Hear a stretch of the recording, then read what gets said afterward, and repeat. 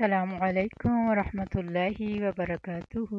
الحمدللہ ثم الحمدللہ، ہمارا 22ویں پارے کا یہ سیکنڈ لیکچر ہے اور اس میں سورہ احزاب چل رہی ہے، اور اس میں اب جو گھر سے باہر نکلنے کے جو عورت کے لیے پردے کے احکامات ہیں انشاءاللہ ان کی وضاحت آئے گی، اور میری یہ دلی دعا ہے اور تمنا ہے کہ میری بہنیں اس کو پوری توجہ کے ساتھ سنیں اور اللہ تعالیٰ سے دعا کریں کہ اللہ تعالیٰ اس سلسلے میں ہماری مدد فرمائے، ہماری رہنمائی فرمائے، اور ان فتنوں کے دور میں ہمیں واقعی صحیح معنوں میں شرعی پردہ کرنے کی توفیق عطا فرمائے، تاکہ ہم دنیا کے فتنوں سے بچ سکیں اور آخرت میں اپنے رب کی رضا کے مطابق اس زندگی کو گزار سکیں، اور اللہ تعالیٰ ہمارے لیے یہ اجر سے ہمیں نوازے۔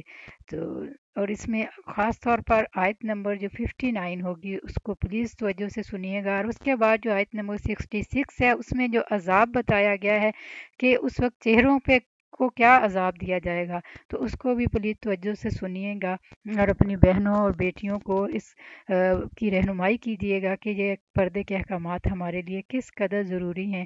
اللہ تعالیٰ اس سلسلے میں ہماری مدد فرمائے، ہماری رہنمائی فرمائے۔ تو آج کا ہم لیکچر نمبر 89 شروع کر رہے ہیں۔ نحمدہ ونصلی علی رسولہ الکریم، اما بعد، فاعوذ باللہ من الشیطان الرجیم، بسم اللہ الرحمن الرحیم، ربی اشرح لی صدری ویسر لی امری واحلل عقدۃ من لسانی یفقہوا قولی واجعل لی وزیرا من اہلی رب زدنی علما رب زدنی علما اللہم فقہنا فی الدین اللہم فقہنا فی الدین آمین ثم آمین۔ اے نبی، ہم نے آپ کو گواہی دینے والا، بشارت دینے والا اور ڈرانے والا بنا کر بھیجا ہے۔ یعنی نبی صلی اللہ علیہ وسلم کی یہ صفات تورات میں بھی بیان ہوئی ہیں، اور یہاں خوشخبری کو مقدم رکھا گیا ہے کیونکہ آپ سارے جہان والوں کے لیے باعث رحمت تھے، اور آپ لوگوں کو خوشخبریاں بھی سنایا کرتے تھے۔ مثلاً آپ نے خوشخبری سنائی کہ لوگوں خوش ہو جاؤ، اور اپنے بعد میں آنے والوں کو بھی خوشخبری سنا دو کہ جس نے سچے دل سے گواہی دی کہ اللہ کے سوا کوئی الہ نہیں تو وہ جنت میں داخل ہوگا۔ اسی طرح ایک اور موقع پر آپ نے فرمایا، خوش ہو جاؤ خوش ہو جاؤ، جس نے 5 نمازیں پڑھی، کبیرہ گناہوں سے بچا، وہ جنت کے جس دروازے سے چاہے داخل ہو جائے۔ اور کبیرہ گناہ یہ ہیں والدین کی نافرمانی، اللہ کے ساتھ شرک، جان کا قتل کرنا، پاک دامن عورتوں پر تہمت لگانا، یتیم کا مال کھانا، جنگ سے بھاگنا اور سود کھانا۔ نبی صلی اللہ علیہ وسلم نے انذار بھی کیا، لوگوں کو ڈرایا بھی، خبردار بھی کیا، اور ان کو مختلف غلط کاموں پر سزا بھی بتائی۔ وَدَاعِيًا إِلَى اللَّهِ بِإِذْنِهِ وَسِرَاجًا مُنِيرًا، نیز اللہ کے حکم سے اس کی طرف بلانے والا اور روشن چراغ بنا کر بھیجا۔ یعنی آپ صلی اللہ علیہ وسلم لوگوں کو اللہ کی طرف بلاتے تھے، آپ نے لوگوں کو اپنی ذات کی طرف نہیں بلایا، اللہ کی طرف بلایا، اور پھر آپ ایک روشن چراغ کی طرح تھے جس کی روشنی ہر طرف پھیل جاتی ہے۔ آپ مومنوں کو خوشخبری دے دیجئے، وَبَشِّرِ الْمُؤْمِنِينَ بِأَنَّ لَهُم مِّنَ اللَّهِ فَضْلًا كَبِيرًا، کہ ان پر اللہ کا بہت بڑا فضل ہے۔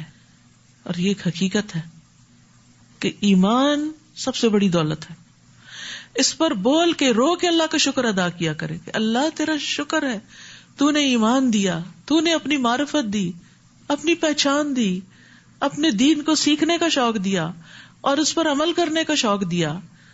یہ ہے فضلاً کبیرہ۔ ہم فضل کبیر کس کو سمجھتے ہیں؟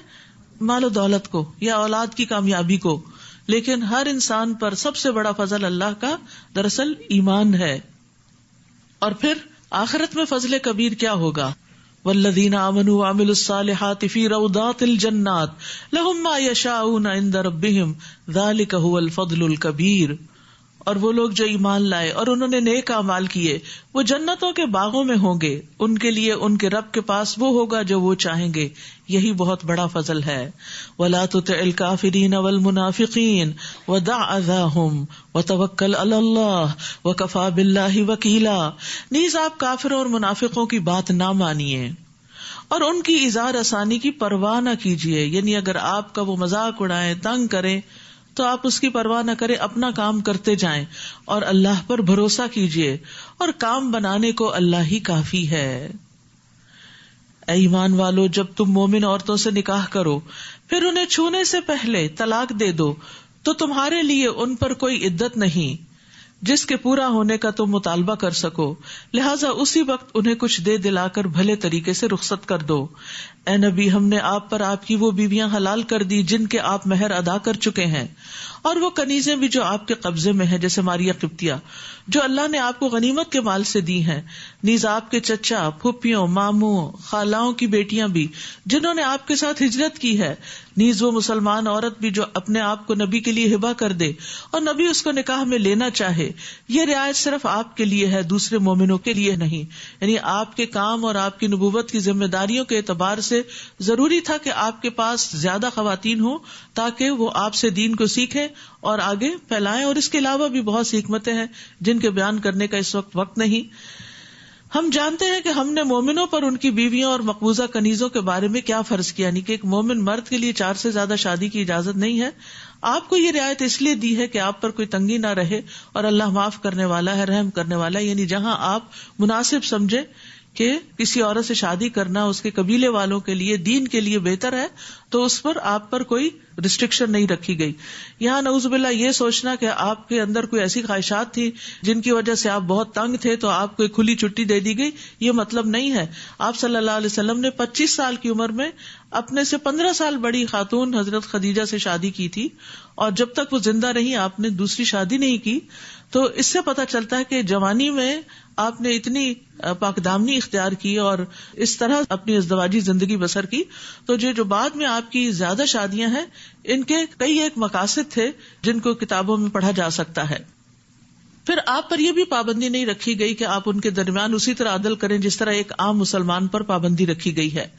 آپ جس بیوی کو چاہیں علیحدہ رکھیں، جسے چاہیں اپنے پاس رکھیں، اور علیحدہ رکھنے کے بعد جسے چاہیں اپنے پاس بلائیں، آپ پر کوئی مضائقہ نہیں۔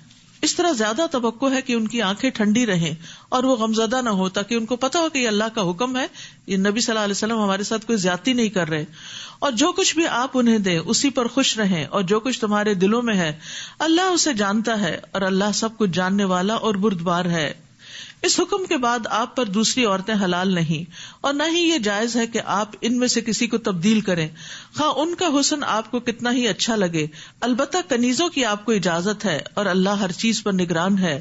اے ایمان والو، نبی کے گھروں میں نہ جایا کرو الا یہ کہ تمہیں اجازت دی جائے، اور کھانے کی تیاری کا انتظار نہ کرنے لگو، یعنی جا کے بیٹھ نہ جاؤ کہ کھانا پکے اور پھر کھائیں اور پھر جائیں، اس طرح ان کے کاموں میں حرج ہوتا ہے۔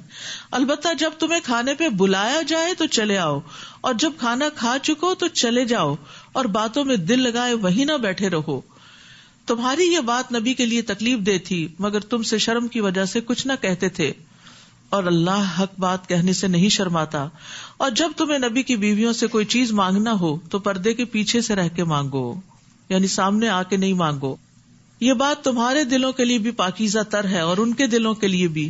تمہارے لیے یہ جائز نہیں کہ تم اللہ کے رسول کو ایذا دو، اور نہ یہ جائز ہے کہ اس کی وفات کے بعد کبھی اس کی بیویوں سے نکاح کرو۔ بلا شبہ اللہ کے ہاں یہ بڑے گناہ کی بات ہے۔ تو اس سے کیا پتہ چلتا ہے کہ ازواج مطہرات کے لیے خاص طور پر یہ حکم ہے کہ وہ مردوں سے پردے کے بغیر بات نہ کرے، بیچ میں نقاب یا حجاب ہو، یا جیسے دروازے کی اوٹ ہوتی ہے یا کوئی کرٹن ہوتا ہے اس کے پیچھے سے۔ اور وجہ کیا بتائے گی؟ تاکہ یہ تمہارے اور ان کے دلوں کی پاکیزگی کا ذریعہ ہو۔ تو اس سے کیا پتہ چلتا ہے کہ حجاب جو ہے یہ دراصل دلوں کی پاکیزگی کے لیے، اور بہت سے لوگ اپنی پاکیزگی کا بڑا دعویٰ کرتے ہیں، وہ کہتے ہیں کہ ہماری نیتیں بہت اچھی ہے اس لیے ہمیں حجاب کی ضرورت نہیں۔ یعنی ازواج مطہرات کیا کم پاکیزہ عورتیں تھیں؟ لیکن ان کو بھی احتیاط برتنے کا حکم دیا گیا۔ تو ایک مسلمان جس قدر ہو سکے احتیاط برتے، اور مردوں سے اس طرح ہنس ہنس کے باتیں نہ کرے، اور اس طرح ان کا دل نہ لبھائے، یا اس طرح نزاکت کے لہجے میں بات نہ کرے۔ یہ ساری چیزیں نامہ اعمال میں لکھی جاتی ہیں، اور قیامت کے دن انسان کو ان کا حساب دینا ہوگا۔ یہ چیزیں لوگوں سے چھپ سکتی ہیں لیکن اللہ سے نہیں چھپ سکتی۔ اور جب یہ آیات اتری، یعنی پردے کے احکامات اترے، تو فوراً ہی اللہ کا حکم نافذ ہو گیا۔ انس رضی اللہ عنہ بیان کرتے ہیں، میں نبی صلی اللہ علیہ وسلم کا خادم تھا، بغیر اجازت طلب کیے گھر میں آتا جاتا تھا۔ ایک دن میں آیا تو آپ نے فرمایا، بیٹے ٹھہر جاؤ، تمہارے بعد ایک آیت نازل ہوئی ہے، اب بغیر اجازت اندر نہ آیا کرو۔ پھر اسی طرح تنہا عورتوں کے پاس جانے کی بھی ممانعت ہے، یعنی ایک مرد اور عورت ایک کمرے میں دروازہ بند کر کے اکیلے ہوں، یہ بھی اسلامی لحاظ سے حرام ہے، یہ بھی منع ہے۔ رسول اللہ صلی اللہ علیہ وسلم نے فرمایا عورتوں کے پاس جانے سے بچتے رہو. اس پر انصار کے ایک صحابی نے عرض کیا یا رسول اللہ دیور کے متعلق آپ کی کیا رائے ہے؟ یعنی گھر میں اگر دیور ہے اکیلا تو آپ نے فرمایا دیور تو ہلاکت ہے، یعنی اس گھر کے اندر ہی اگر وہ ہے اور شوہر اور سارے گھر والے باہر ہیں تو پھر تو خرابی کا اور بھی زیادہ اندیشہ ہے. اور پھر یہ ہے کہ یہ شیطانی وسوسوں سے بچنے کا ذریعہ ہے. جب ایک مرد اور عورت، ایک لڑکی اور لڑکا دروازہ بند کر کے کمرے میں چاہے کوئی کام ہی کر رہے ہوں تو دوسروں کی نگاہیں اٹھ جاتی ہیں کہ یہ اندر کیا ہو رہا ہے. ان کے دلوں میں شیطان وسوسے ڈالتا ہے. تو اس لیے فرمایا دلوں کی پاکیزگی، ان کے اپنے دل کی پاکیزگی اور دوسروں کے دلوں کی پاکیزگی کے لیے بھی یہ بات بہت ضروری ہے کہ آپ کسی کو بھی فتنے میں نہ ڈالیں.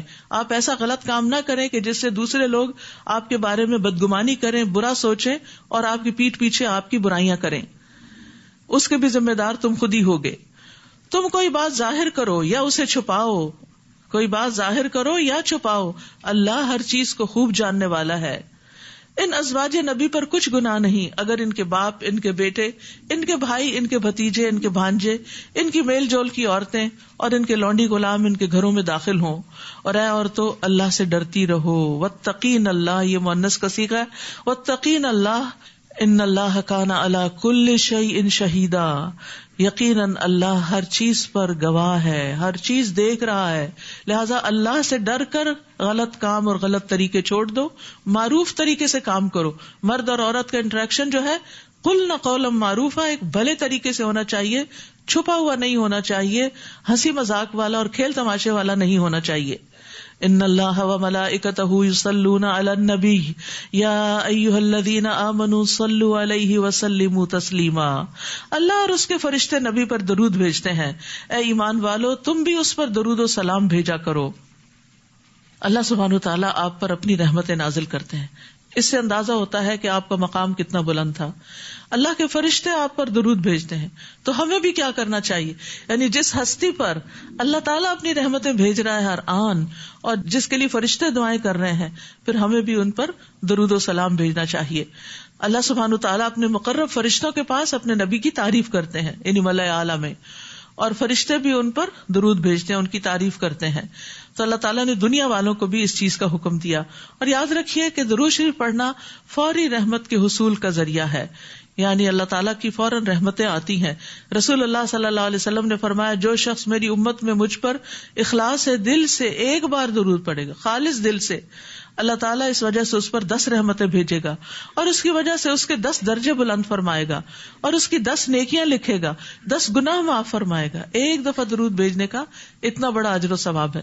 اس لیے درود پڑھنے میں بھی بخل نہیں کرنا چاہیے. اور روزمرہ کے جو اذکار کی بات ہو رہی ہے اس میں درود شریف کی بھی ایک تسبیح لازم کر لیں اپنے لیے. اور درود ساری دعاؤں کے لیے بھی کافی ہو جاتا ہے. یعنی اگر آپ پریشان ہیں لیکن آپ کو سمجھ نہیں آ رہی کہ مجھے کیا دعا کرنی چاہیے تو درود شریف کی کثرت کر دیں، ساری دعائیں اس کے اندر کافی ہو جائیں گی. یعنی ایک صحابی نے پوچھا تھا کہ اگر میں اپنی ساری دعا کی بجائے درود شریف ہی پڑھ لوں تو آپ نے فرمایا پھر تو اللہ تمہارے دنیا اور آخرت کے غم اور فکر کے لیے تمہیں کافی ہو جائے گا. اور جو شخص درود نہ پڑھے، آپ صلی اللہ علیہ وسلم نے فرمایا وہ آدمی جس کے سامنے میرا تذکرہ کیا گیا وہ مجھ پر درود بھیجنا بھول گیا تو اس نے جنت کا راستہ خطا کر دیا، وہ جنت کا راستہ بھول گیا. یعنی درود نہ پڑھنا نقصان دہ بھی. ایک تو یہ کہ پڑھے تو فائدہ ہے، نہ پڑھے تو نقصان بھی ہے. کچھ کام ایسے ہیں نہ کریں تو کوئی بات نہیں، لیکن یہاں نہ کرنا نقصان کا باعث ہے.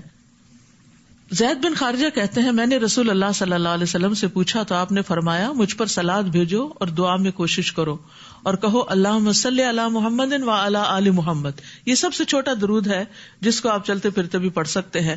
بعض لوگوں کے ذہن میں یہ خیال ہوتا ہے کہ آپ وضو کے بغیر پڑھ سکتے ہیں. جی بالکل، وضو کے بغیر بھی درود شریف پڑھا جا سکتا ہے. لیٹ کے پڑھ سکتے ہیں، واک کرتے ہوئے، کھانا پکاتے ہوئے، کسی بھی وقت انسان درود بھیج سکتا ہے آپ پر.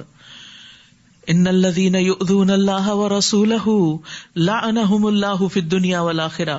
جو لوگ اللہ اور اس کے رسول کو دکھ پہنچاتے ہیں اللہ نے ان پر دنیا میں بھی لعنت فرمائی ہے اور آخرت میں بھی، یعنی وہ اللہ کی رحمت سے محروم ہے اور ان کے لیے رسوا کن عذاب تیار کر رکھا ہے. یعنی جسمانی اذیت تو کوئی اللہ کو پہنچا ہی نہیں سکتا کہ اللہ تک پہنچے اور نعوذ باللہ اس کو کوئی تکلیف دے. تو اس سے مراد پھر کون سی چیزیں ہیں کہ جو اپنی زبان سے ایسی باتیں کرتے ہیں یا ایسے کام کرتے ہیں جو اللہ اور اس کے رسول کو پسند نہیں. اور جو لوگ مومن مردوں اور مومن عورتوں کو ان کے کسی قصور کے بغیر دکھ پہنچاتے ہیں تو انہوں نے بہتان اور صریح گناہ کا بار اٹھا لیا. یاد رکھیے تکلیف دینا کسی کے لیے بھی جائز نہیں. یہاں اللہ تعالیٰ کی بات بھی آئی ہے, رسول صلی اللہ علیہ وسلم کی بھی آئی, اور پھر مومن مردوں اور عورتوں کی بھی آئی. یعنی کسی بھی صاحب ایمان کو اپنے ہاتھ سے زبان سے آپ تکلیف نہ دیں. پھر اس کے بعد آپ دیکھیں جانوروں اور پرندوں اور درندوں اور باقی مخلوقات, حتیٰ کہ جنوں کو بھی. وہ کیسے؟ جیسے ہڈی کے ساتھ استنجا کرنے سے منع کیا گیا کیونکہ وہ جنوں کی خوراک ہے, تو اس کو گندا نہیں کرنا چاہیے. یعنی ایک مومن جو ہوتا ہے یا ایک مسلم جو ہوتا ہے اس کے ہاتھ زبان سے سب محفوظ رہتے ہیں, تو کسی کے لیے بھی اذیت اور دکھ کا باعث نہیں بننا چاہیے. بعض اوقات باتیں بنتی ہیں, بعض اوقات ہمارے رویے بنتے ہیں, بعض اوقات چھوٹی سی بات ہوتی ہے لیکن دوسرا شخص بہت زیادہ تکلیف محسوس کرتا ہے کچھ رویوں کی وجہ سے. یعنی بعض لوگ آپ بات کرتے ہیں تو وہ خواہ ہنس پڑتے ہیں, حالانکہ وہ ہنسنے کا موقع نہیں ہوتا. بعض ماؤں کو میں نے دیکھا ہے کہ وہ بچوں کے اوپر ہنسنا شروع کر دیتی ہیں اور بچے اس کی وجہ سے بہت اریٹیٹ ہوتے ہیں. تو ہم سوچتے ہیں کہ ہم تو ہنس رہے ہیں, ہم تکلیف نہیں دے رہے, بظاہر آپ کا عمل ہنسی کا ہے لیکن وہ دوسرے کے لیے اذیت کا باعث ہے. تو ہر شخص کو اللہ تعالیٰ نے اتنی سمجھ دی ہے کہ وہ دوسروں کو اذیت نہ دے, لیکن اگر آپ کو سمجھ نہیں آ رہی کہ دوسرے کو اذیت ہو رہی یا نہیں تو کم از کم اپنے آپ کو اس کی جگہ رکھ لیں. جب آپ اپنے آپ کو وہاں رکھیں گے تو پھر آپ کو پتہ چل جائے گا کہ کون سی چیز تکلیف دیتی ہے اور کون سی نہیں. یا ایھا النبی قل لازواجک وبناتک ونساء المؤمنین یدنین علیہن من جلابیبہن ذلک ادنی ان یعرفن فلا یؤذین وکان اللہ غفورا رحیما. اے نبی اپنی بیویوں, اپنی بیٹیوں اور مومنوں کی عورتوں سے کہہ دیجئے. اب اس میں سبھی شامل ہو گئی عورتیں. یہ حکم صرف ازواج مطہرات کے لیے نہیں ہے, یہ صرف آپ صلی اللہ علیہ وسلم کی بیٹیوں کے لیے نہیں ہے, یہ مومنوں کی عورتوں کے لیے بھی ہے, اور ہم سب مومن عورتیں ہیں, ہم سب کے لیے بھی ہے کہ وہ اپنی چادروں کے پلو اپنے اوپر لٹکا لیا کریں. یعنی جب گھر سے باہر نکلیں تو گھر والے ڈریس میں نہ نکلیں, بلکہ اوپر سے ایک اور ڈریس ڈالیں جو گھر کے ڈریس کی زینت کو چھپائے یا آپ کے فگرز کو چھپائے. اور ابتدائی دور میں تو چونکہ بہت سمپل لائف سٹائل تھا, کپڑے بھی بہت سادے ہوتے تھے, اور عورتیں عام طور پر چادر لے کر گھر سے نکلتی تھی, تو اسی لیے چادر کا ذکر ہوا, اور چادر آج تک معروف چیز ہے. لیکن بعد میں جب لوگوں نے کپڑوں کے اندر طرح طرح کے ڈیزائن بنانے شروع کیے اور زیادہ زیب و زینت اختیار کرنی شروع کر دی, تو پھر صرف چادر اوڑھ لینے سے وہ سب کچھ نہیں چھپتا. مثلاً چادر اڑی تو کیا ہے کہ آپ کے بازو اور آپ کا سارا لباس اور ہر چیز آپ کے فگرز نظر آنے لگ گئے, تو پھر اس چادر کو سی کر جلباب بنا لیا گیا جس کو عبایا کہتے ہیں. اور اس کو بھی ٹائٹ نہیں ہونا چاہیے کہ آپ کے فگرز نظر آئیں. بعض اوقات وہ بالکل سکن ٹائٹ ہوتا ہے, جیسے گھر کی قمیض پہنی ہوئی ہے تو ویسے ہی بازو بھی پورے کے پورے نظر آ رہے ہیں, تو ایسا نہیں ہونا چاہیے. یا تو وہ ڈھیلا ہو یا یہ کہ اوپر سے جو خمار اوڑا جائے وہ ایسا ہو کہ جس کی وجہ سے یہ بازو اور یہ سینہ اور یہ سارا حصہ چھپ جائے. تو امہات المومنین نے جب پردے کے احکامات سنے اور یہ آیت نازل ہوئی تو حضرت عائشہ کہتی ہیں کہ ہم رسول اللہ صلی اللہ علیہ وسلم کے ساتھ فجر کی نماز پڑھتی تھیں. ہم نے اپنی اوڑھنیاں لپیٹی ہوتی تھی. جب ہم نماز سے فارغ ہو کر واپس جاتی تو اندھیرے کی وجہ سے کوئی کسی کو پہچان نہیں سکتا تھا. پھر فرمایا اگر منافق لوگ اور وہ جن کے دلوں میں مرض ہے اور مدینہ میں جھوٹی خبریں اڑانے والے باز نہ آئے تو ہم آپ کو ان کے خلاف اٹھا کھڑا کریں گے, پھر وہ تھوڑی ہی مدت آپ کے پڑوس میں رہ سکیں گے. جب کوئی حکم نازل ہوتا تھا تو اہل ایمان تو خوشی سے اس کو قبول کرتے تھے, لیکن منافقین جو تھے وہ نہ تو صحیح طرح اس پر عمل کرتے بلکہ عمل کرنے والوں کا مذاق بھی اڑاتے اور مومن عورتوں کو بھی تنگ کرتے تھے. آپ کو معلوم ہے کہ غزوہ بنو قینقاع جو ہے اس کی وجہ ہی یہی بنی تھی کہ ان کے محلے میں ایک عورت کوئی شاپنگ کر رہی تھی تو اس کو تنگ کیا گیا تھا. تو یہاں ان کو وارننگ دی جا رہی ہے, یہ لوگ ملعون ہیں, جہاں بھی یہ پائے جائیں انہیں پکڑ کر بری طرح قتل کر دیا جائے گا. گزشتہ لوگوں میں اللہ کا یہی طریقہ جاری رہا ہے اور آپ اللہ کے اس طریقے میں کوئی تبدیلی نہ پائیں گے. یعنی اگر یہ باز نہیں آئیں گے تو پھر دنیا میں بھی ان کا انجام اچھا نہیں ہوگا جیسے پہلی امتوں میں ہوا. لوگ آپ سے قیامت کے بارے میں پوچھتے ہیں, آپ ان سے کہیے کہ اس کا علم تو اللہ ہی کے پاس ہے, اور آپ کو کیا خبر شاید وہ قریب ہی آ پہنچی ہو. اللہ تعالیٰ نے یقیناً کافروں پر لعنت کی ہے اور ان کے لیے بھڑکتی ہوئی دوزخ تیار کر رکھی ہے جس میں وہ ہمیشہ رہیں گے اور کوئی حامی و مددگار نہ پائیں گے. جس دن ان کے چہرے آگ میں الٹ پلٹ کیے جائیں گے, جیسے کباب تلا جاتا ہے نا, کبھی ایک طرف کبھی دوسری طرف. وہ کہیں گے یا لیتنا اطعنا اللہ و اطعنا الرسول, اے کاش ہم نے اللہ اور رسول کی اطاعت کی ہوتی. کاش ہم نے اللہ کی بات بھی مانی ہوتی اور رسول اللہ صلی اللہ علیہ وسلم کی بات مانی ہوتی.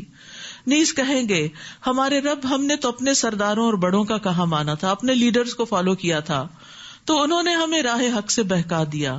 بعض اوقات انسان اپنے سے کسی بڑے سے پریشرائز ہو کر اللہ کے حکم کی نافرمانی کرتا ہے, تو قیامت کے دن وہ اپنا یہ عذر پیش کریں گے کہ ہم تو چاہتے تھے کہ آپ کی اطاعت کریں لیکن انہوں نے نہیں کرنے دی. تو آپ کا کیا خیال ہے کہ ان کا یہ عذر قبول کر لیا جائے گا؟ نہیں. اللہ کے سامنے کسی کا حکم بھی کوئی اہمیت نہیں رکھتا. نبی صلی اللہ علیہ وسلم نے فرمایا دجال کے علاوہ میری امت کے لیے زیادہ خوفناک گمراہ کرنے والے امام ہیں. امام سے مراد مسجد کا امام نہیں, لیڈرز, یعنی مسلم کمیونٹی کے جو لیڈرز ہیں جو لوگوں کو مس لیڈ کرتے ہیں وہ بہت ہی خطرناک ہیں, کیونکہ لوگ ان کو فالو کرتے ہیں, وہ خود تو قرآن و سنت پڑھتے نہیں, وہ دیکھتے ہیں کہ جو کچھ یہ کہتے ہیں امام صاحب نے کیا کہا, ہمارے بڑے نے کیا کہا, ہم اسی کے اوپر چل پڑتے ہیں. تو ایک مسلمان عورت یا مرد کو یہ دیکھنا چاہیے کہ میرے رب نے کیا کہا, اور پھر یہ نہ دیکھے کہ یہ کیا کہتا ہے, یہ دیکھے کہ حکم اصل میں کیا ہے. پھر وہ کہیں گے ربنا آتہم ضعفین من العذاب ولعنہم لعنا کبیرا, اے رب ان پہ دگنا عذاب کر. ہمارے لیڈرز کو دنیا میں جن سے بڑی محبت رکھتے تھے اور جن کو بلائنڈلی فالو کرتے تھے, انہی کے لیے بد دعائیں کریں گے کہ یا اللہ ان کو دگنا عذاب دے, کیونکہ انہوں نے ہمیں بھی گمراہ کیا, اور ان پر سخت لعنت کر. اے ایمان والو ان لوگوں کی طرح نہ ہو جانا جنہوں نے موسیٰ کو اذیت پہنچائی تھی. پھر اللہ نے موسیٰ کو ان کی بنائی ہوئی باتوں سے بری کر دیا, اور وہ اللہ کے ہاں بڑی عزت والے تھے. موسیٰ علیہ السلام کا مقام اور قدر اللہ کے ہاں بہت بڑی ہے. آپ دیکھیں قرآن مجید کے ہر جز میں موسیٰ علیہ السلام کا ذکر ہے. یا ایھا الذین آمنوا اتقوا اللہ وقولوا قولا سدیدا, اے ایمان والو اللہ سے ڈرتے رہو اور صاف سیدھی بات کیا کرو, ہیر پھیر نہ کرو, دھوکہ نہ دو, سچی بات ہو, عدل پر مبنی بات ہو, درست طریقے سے بات ہو.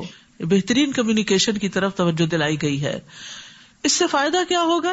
اس طرح اللہ تمہارے اعمال کو درست کر دے گا اور تمہارے گناہ معاف کر دے گا, اور جس شخص نے اللہ اور اس کے رسول کی اطاعت کی اس نے بہت بڑی کامیابی حاصل کر لی. ابن عباس اس آیت کی تفسیر میں کہتے ہیں کہ اللہ تمہاری درست بات کی وجہ سے تمہاری نیکیاں قبول کر لے گا.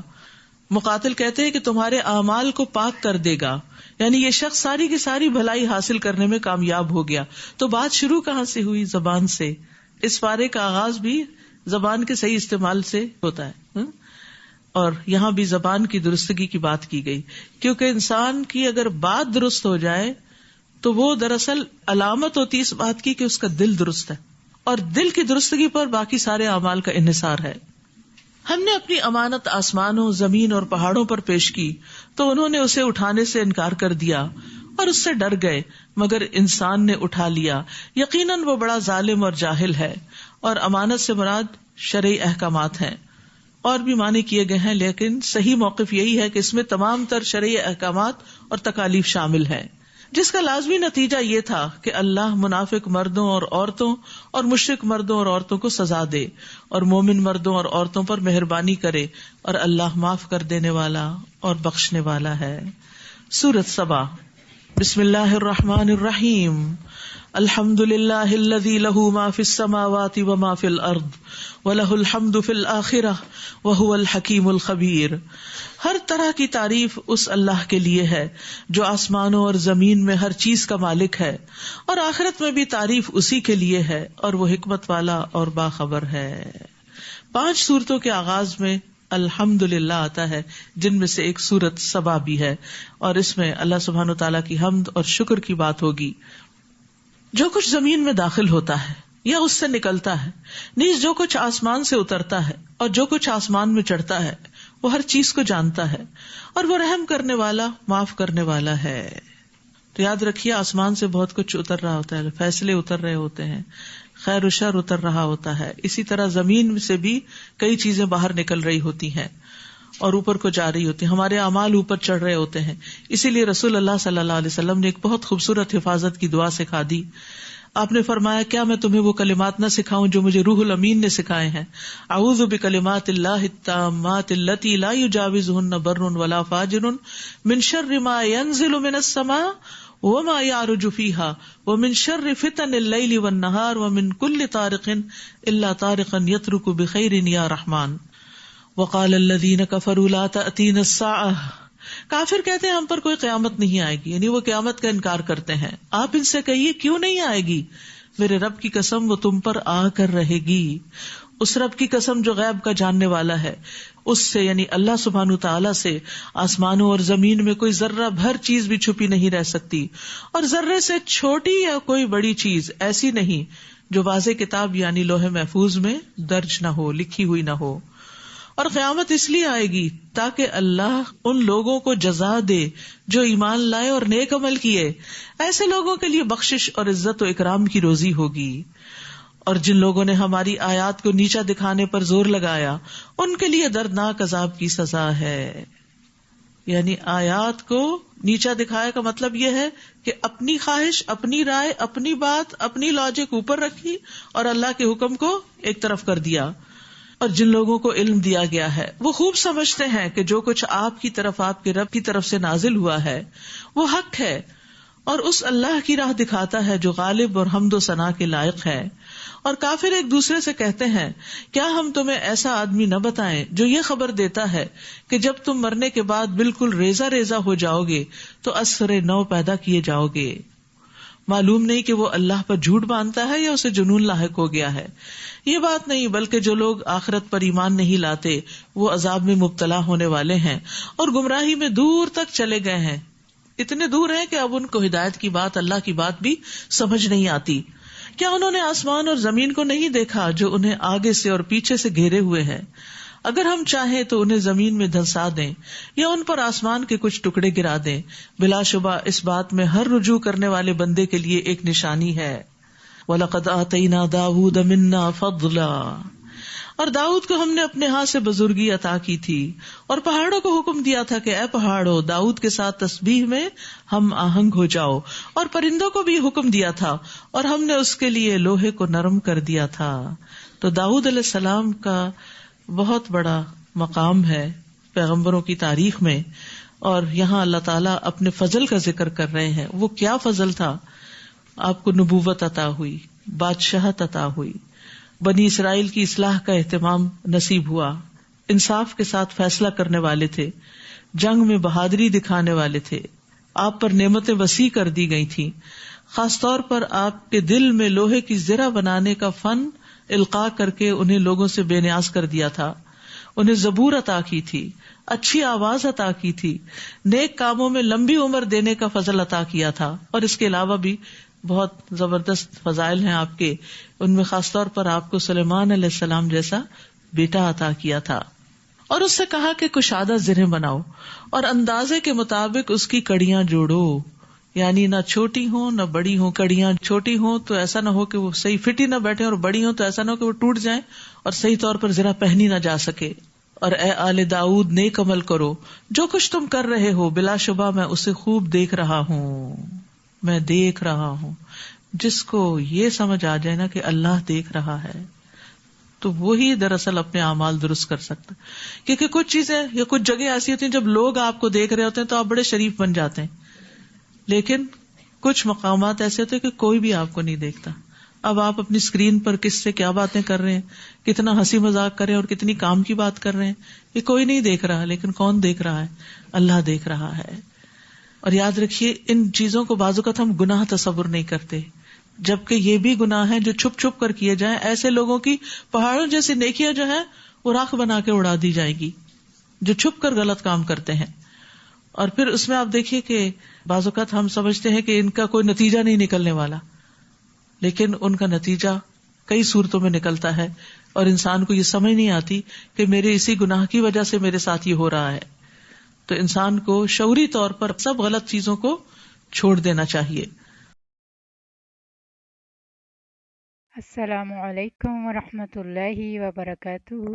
الحمدللہ ہمارا یہ 22واں پارہ ہے اور اس میں ہم نے سورہ احزاب کی آیت نمبر 59 میں پردے کے احکامات کو جانا ہے، اور 66 آیت میں ہم نے اس کے عذاب کے بارے میں بھی جانا ہے. اور اس لیے کہ اس فتنوں کے دور میں بہت سے لوگ کہتے ہیں کہ چہرے کا پردہ نہیں ہے، اور بہت سی خواتین اس چیز کی کیئر نہیں کرتی کہ وہ گھر کے کپڑوں میں ہی باہر نکل جاتی ہیں، اور موسٹلی یہی ہوتا ہے. جبکہ گھر کے کپڑے بھی پردے کا حصہ ہیں، اور جو لباس آپ گھر میں پہنتے ہیں उसमें आप बाहर उस तरह से नहीं जा सकते। ये हमारे दीन में इस चीज़ को काबिल कबूल नहीं है। लेकिन हमारे इर्द गिर्द ये सब कुछ होता हुआ नज़र आता है और हम इस चीज़ को अब कोई बुरा भी नहीं समझता, लेकिन इसका नुकसान बहुत बड़ा है। अल्लाह ताला हमारी बहनों को, बेटियों को हया, ईमान और पर्दा नसीब फरमाए। और उसके बाद अब सूरह सबा शुरू हो चुकी है और इसमें इंशाल्लाह हम हज़रत सुलेमान अलैहिस्सलाम को अल्लाह ताला ने कैसी-कैसी नेमतें, कैसी सल्तनत अता की कि उसके बाद वो किसी और नबी को इतना सब कुछ नहीं दिया गया था जितना हज़रत सुलेमान अलैहिस्सलाम के दौर में था। तो उनका ज़िक्र पहले सूरह नमल में आया था और अब इंशाल्लाह सूरह सबा में हम इसके बारे में पढ़ेंगे और अल्लाह ताला की इस वसी कायनात में और इन सारी चीज़ों के बारे में जो जानने का एक मौका मिल रहा है, अल्लाह ताला हमें इनकी हिकमतों को समझने की तौफीक अता फरमाए और अल्लाह ताला हमारे लिए दुनिया और आखिरत में हमें आसानियाँ अता फरमाए। और आज के लिए इंशाल्लाह इतना ही। सुब्हानकल्लाहुम्मा व बिहम्दिका अशहदु अल्ला इलाहा इल्ला अंता अस्तगफिरुका व अतूबु इलैक। अस्सलामु अलैकुम व रहमतुल्लाहि व बरकातुहू। जज़ाकल्लाह खैर।